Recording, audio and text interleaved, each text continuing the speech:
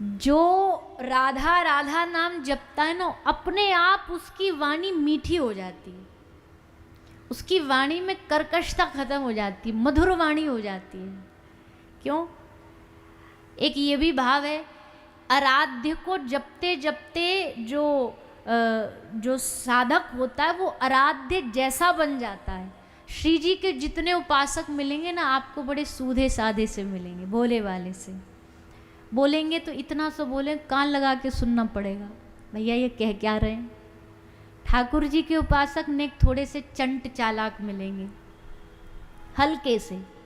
हल्के से चतुर मिलेंगे। जैसे ठाकुर जी चतुर हैं, उनके भक्त भी नेक से चतुर हैं। राम जी के साधक मिलेंगे आपको, देखो राम जी के साधक, राम जी को भजने वाले एकदम मर्यादित होंगे। मजाल है इधर की उधर नियम हो जाए तो एकदम लाइन पे चलेंगे। जैसे राम जी एकदम मर्यादित है, उनके भक्त भी वैसे ही मर्यादित हैं। महादेव को भजने वाले ने कभी कभी, वैसे महादेव उग्र ही नहीं है, महादेव जी रस में भी हैं, पर कभी कभी सृष्टि का विनाश तो उग्र रूप त्रिनेत्र, तीसरा नेत्र खोलते हैं। तो महादेव जी के उपासक कभी कभी ने थोड़ा उनमें कुछ घुस जाता तो तांडव आ जाता, उनको एकदम रौद्र रूप में आ जाते हैं। तो ऐसे उपासक को भजते भजते साधक का भी वैसे ही व्यवहार हो जाता है। तो श्री जी को भजने वाले, उनके वाणी में मधुरता आ जाती है। इसलिए हमारे ब्रज में गाते, मिश्री सो मीठो नाम हमारी श्यामा प्यारी को, राधा रानी को। मिश्री कैसी होती है? मीठी होती है। तो मधुरता श्री किशोरी जी के नाम से ही आती है, इसलिए सुखदेव जी की वाणी में मधुरता आई। सुखदेव जी पृथ्वी पर आए, श्री जी ने भेजा और सुखदेव जी ने आके ये कथा पहले सुनी महादेव के मुख से। महादेव जी भागवत के परम वक्ता हैं, इसलिए पार्वती मैया को सुना रहे थे। ये चांस मिल गया, सुखदेव जी ने बैठ कर के कथा सुनी और फिर व्यास जी के पत्नी विटिका मैया के गर्भ से सुखदेव जी प्रकट हुए। सुखदेव जी ने इस भागवत का प्रचार किया। सुखदेव जी के हृदय में भागवत लाने वाला कौन है? कौन है? वेदव्यास जी। और चलो अब आप जानो भागवत जी कहाँ से मिली। पहले भागवत जी का इतिहास जानो। भागवत जी व्यास जी ने लिखी और फिर सुखदेव जी को मिली, ये तो बाद वाला प्रसंग है। इससे पहले ही सुखदेव जी एक्सपर्ट हो चुके थे। सुखदेव जी ने 3 जगह भागवत सुनी है।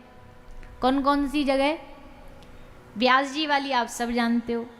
एक सुनी महादेव के मुख से, भगवान शंकर ने पार्वती मैया को सुना रहे थे तो ये पहुंच गए वहाँ और वहाँ बैठ के हुंकार भरते भरते पूरी कथा इन्होंने अपने हृदय में समा ली।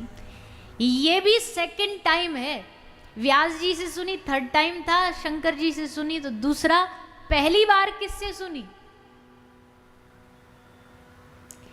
पहली बार सुखदेव जी को कथा सुनाने वाली और कोई नहीं बल्कि श्री राधा रानी है।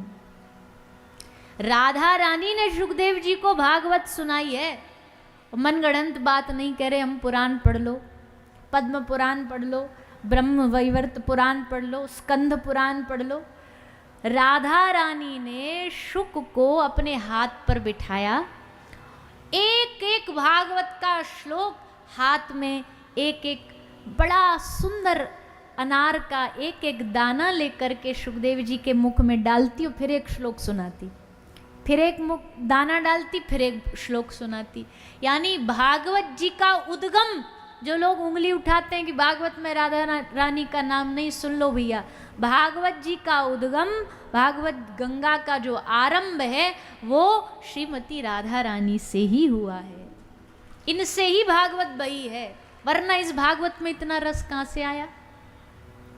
रस इसलिए आया क्योंकि रस की जो अधिष्ठात्री देवी हैं वो हमारी श्री प्रियाजू हैं, उनमें रस भरा है, उनकी कृपा से भागवत में रस आया।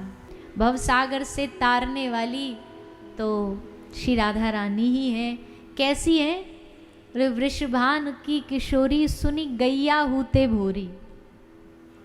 भोरी भारी सी हैं हमारी किशोरी जी। ठाकुर जी ने चंचल हैं, पर किशोरी जी भोरी हैं। और कहते हैं ना, ऑपोजिट अट्रैक्ट्स। जो विरोधी होता है ना, उस विरोधी में आकर्षण ज़्यादा होता है। तो ठाकुर जी तो एकदम नटखट ठहरे, किशोरी जी ने उनकी नटखटता को ने संभाल के रखे। जैसे मीठे को काटना हो तो ने खट्टा चाहिए ना, तो वैसे ठाकुर जी की नटखटता को कौन काटता, बोले किशोरी जी का भोलापन। तो ऐसी सुंदर युगल सरकार की ये जोड़ी है। इन दोनों की कृपा से ही भागवत हृदयंगत होती है। आसान नहीं है भागवत के भाव को हृदय में बिठाना, समझना आसान नहीं है। कैसे आसान होगा? किशोरी जी कृपा करते तो एक पल में उदय हो जाएगा। शुक के हृदय में हाथ फेरा और शुक सुखदेव बन गए, आनंद से भर गए। और फिर श्री सुखदेव मुनि ने आकर के इस धरती पर भागवत का प्रचार किया। इसलिए सुखदेव की वाणी में मिठास है। कथा तो बहुतों ने कही, कथा असल में तो आरंभ तो सूत जी से हुई है, पर हम जो लौकिक व्यवहार में पूजा भी किसकी होती है? वक्ता के रूप में सुखदेव जी की होती है। क्यों? क्योंकि सुखदेव जी की वाणी में मधुरता है। और मधुरता कहाँ से आई उनकी वाणी में?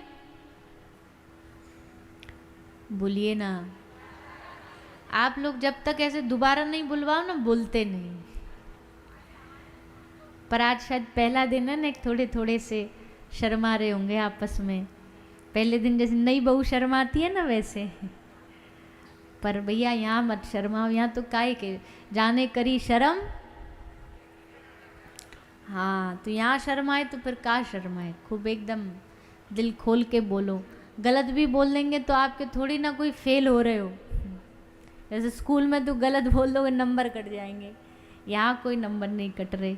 और हम तो कहते हैं श्रोता को एकदम जैसे क्रिकेट ग्राउंड में फील्डर को अलर्ट रहना पड़ता ना, वैसे श्रोता को भी अलर्ट रहना पड़ता। ये नहीं हम ही कथा सुना रहे और आप चित्त पड़े एकदम, ऐसे नहीं काम चलेगा। कब बॉल आ जाए, कब कैच करनी पड़ जाए, सावधानी हटी। और हाँ, इसलिए सावधान हो करके ये श्री सुखदेव मुनि के वाणी में मधुरता क्यों आई?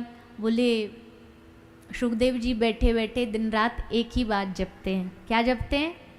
श्री राधा श्री राधा श्री राधा श्री राधा। और एक बात आप नोटिस करना, अब पता नहीं आपने करी नहीं करी, हम तो ब्रज में रहते हम तो करते ही हैं।